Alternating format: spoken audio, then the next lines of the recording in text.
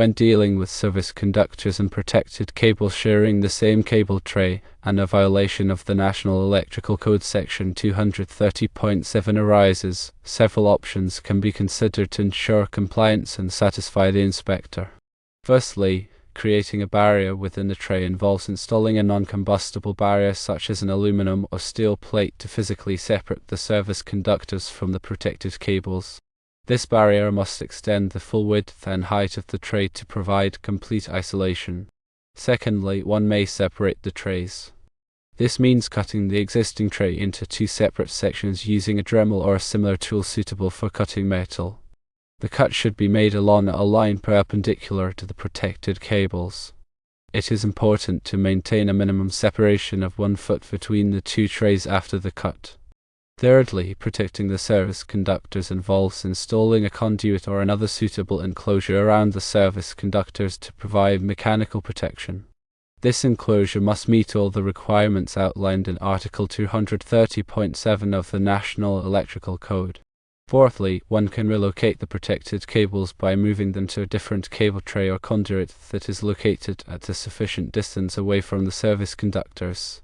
This ensures that the service conductors and protected conductors are adequately separated. After implementing one of these solutions, it is crucial to contact the electrical inspector to schedule a reinspection. During this inspection, thoroughly explain the measures that were taken to address the code violation and provide any necessary documentation such as photographs to demonstrate compliance with the code requirements. There are also additional considerations. The inspector may require additional labeling to clearly identify the service conductors and the protected cables within the tray. If the protected cables contain communication or signaling conductors, Article 725 of the National Electrical Code may require a greater separation distance between them and the power conductors. Accessibility and serviceability of the installation must also be considered when choosing a solution to ensure that the system can be easily maintained and repaired in the future. When installing a barrier within the cable tray, several factors should be taken into account to ensure its effectiveness and compliance with safety standards. The material of the barrier is crucial. Non-combustible materials such as steel or aluminum are preferred. The thickness of the material should be sufficient to provide adequate physical separation and prevent any potential electrical arcing between the service conductors and protected cables. The barrier should be securely fastened to the cable tray to prevent movement or displacement over time. The height and width of the barrier must completely cover the service conductors, extending beyond the highest point of the conductors and spanning the entire width of the tray to ensure complete isolation. When cutting the cable tray into two separate sections, the separation distance between the trays is a critical consideration. Maintaining a minimum of 1 foot separation is recommended to prevent any electrical interference or accidental contact between the service conductors and protected cables. The cut edges of the cable tray should be properly deburred and smoothed to prevent any sharp edges that could damage the cables. After cutting the tray, inspect the remaining sections to ensure that they are structurally sound and can adequately support the weight of the cables. If additional support is needed, reinforcement measures may be necessary. When choosing to protect the service conductors with a conduit or enclosure, select a conduit or enclosure that is appropriately sized for the number and size of the service conductors.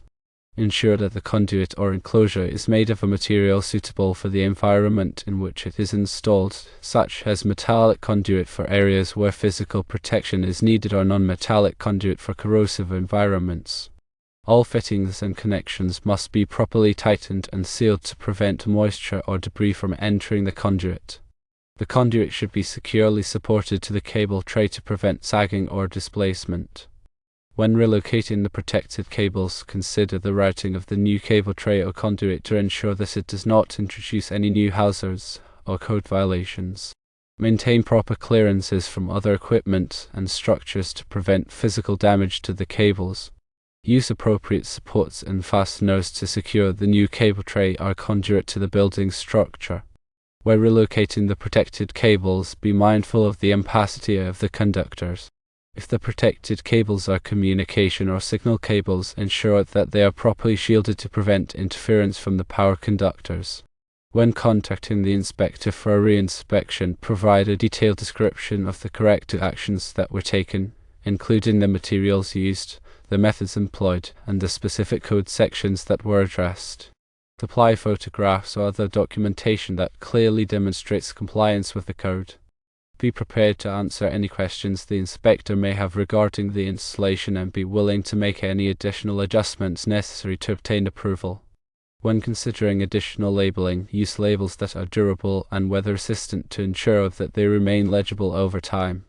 Clearly label the service conductors and protected cables with their voltage, ampacity, and function.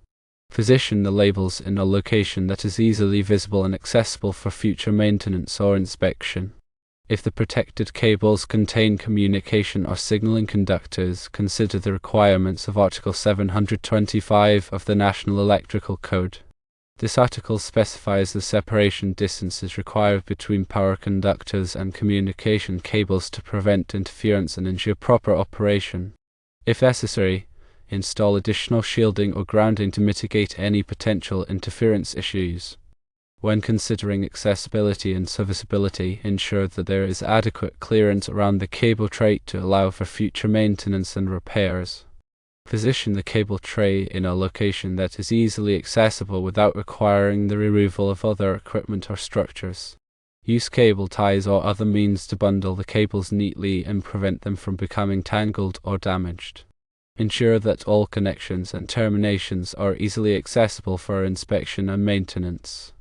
Always refer to the latest edition of the National Electrical Code and consult with a qualified electrician or electrical engineer to ensure compliance with all applicable codes and standards. Adhering to these guidelines will help ensure safe and code-compliant installation of cable trays containing both service conductors and protected cables. The service entrance conductors are defined as the conductors from the service point to the service disconnecting means. These conductors carry the entire load of the building or facility. Service entrance conductors can be installed in various wiring methods, including cable tray, conduit, or as open wiring on insulators. However, it is crucial to ensure that the installation complies with the National Electrical Code to prevent hazards and ensure safety. Protective cables typically refer to branch circuit conductors or feeder conductors that supply power to specific loads or equipment within the building. These conductors are protected by overcurrent devices, such as circuit breakers or fuses, to prevent damage from overloads or short circuits. Protected cables are typically installed in conduit, cable tray, or as individual conductors in free air. When service entrance conductors and protected cables are installed in the same cable tray, it is essential to maintain proper separation and isolation to prevent potential hazards. The National Electrical Code Section 230.7 addresses the requirements for the separation of service entrance conductors from other conductors. According to this section, service entrance conductors must be installed in a manner that prevents them from coming into contact with other conductors, including protected cables. This is to minimize the risk of electrical faults, short circuits, and fires. Several methods can be used to comply with the National Electrical Code Section 230.7 and ensure proper separation of service entrance conductors and protected cables in cable tray. One method is to install a physical barrier between the service entrance conductors and protected cables. This barrier can be made of non-combustible material, such as steel or aluminum, and should extend the full width and height of the cable tray to provide complete separation.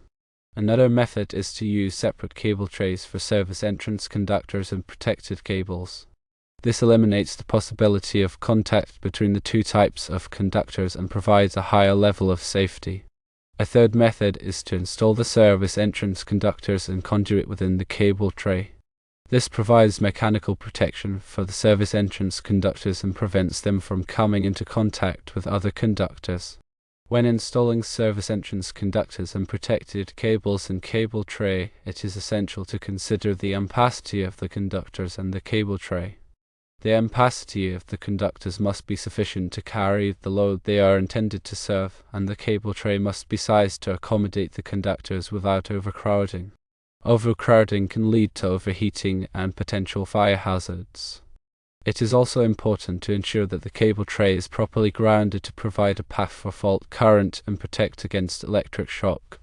The grounding conductor should be sized according to the National Electrical Code Table 250.122 and should be securely connected to the cable tray. In addition to the National Electrical Code requirements, it is also important to follow the manufacturer's instructions for the installation of cable tray and conductors. The manufacturer's instructions provide specific guidelines for the proper installation and support of the cable tray and conductors. Following these instructions will help ensure that the installation is safe and reliable. Once the installation is complete, it is important to have it inspected by a qualified electrical inspector. The electrical inspector will verify that the installation complies with the National Electrical Code and other applicable codes and standards. The electrical inspector will also identify any potential hazards or deficiencies and require them to be corrected. It is important to cooperate with the electrical inspector and address any concerns they may have to ensure that the installation is safe and code compliant. Maintaining proper separation and isolation of service entrance conductors and protected cables and cable tray is essential for electrical safety. Failure to comply with the National Electrical Code and other applicable codes and standards can lead to electrical faults, short circuits, fires, and electric shock. It is important to follow all applicable codes and standards and consult with a qualified electrician or electrical engineer to ensure that the installation is safe and code compliant. The National Electrical Code provides specific guidelines for the installation of service entrance conductors and protected cables and cable tray. These guidelines are intended to ensure that the installation is safe and reliable. It is important to follow these guidelines carefully to prevent potential hazards and ensure compliance with the code. The National Electrical Code Section 230.7 requires that service entrance conductors be installed in a manner that prevents them from coming into contact with other conductors, including protected cables. This can be achieved by installing a physical barrier between the service entrance conductors and protected cables, using separate cable trays for service entrance conductors and protected cables, or installing the service entrance conductors and conduit within the cable tray. The physical barrier should be made of non-combustible material, such as steel or aluminum, and should extend the full width and height of the cable tray to provide complete separation. The separate cable trays should be installed at a sufficient distance from each other to prevent any possibility of contact between the service entrance conductors and protected cables.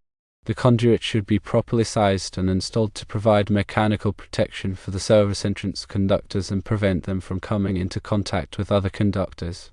In addition to the National Electrical Code requirements, it is also important to consider the ampacity of the conductors and the cable tray. The ampacity of the conductors must be sufficient to carry the load they are intended to serve, and the cable tray must be sized to accommodate the conductors without overcrowding. Overcrowding can lead to overheating and potential fire hazards.